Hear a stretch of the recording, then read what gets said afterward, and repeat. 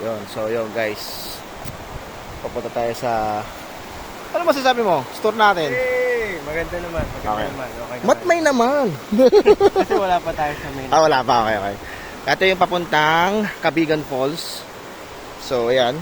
Okay naman. Medyo maputik ng bahagya. At sakto, naka-white shoes ako. 'Di ba? Yan.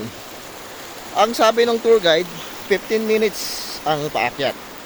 So, simula dito, ayan. So, okay. So, mamaya balik tayo ng bahagya. Para doon na tayo sa falls para may idea yung mga future guests ko dito sa Ilocos. Siyempre, JN Tours. Ano pa ba? With Ahon, Barako, JE Travels. Yun mga galing sa taas.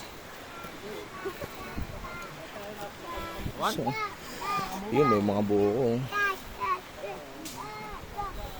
So, yan.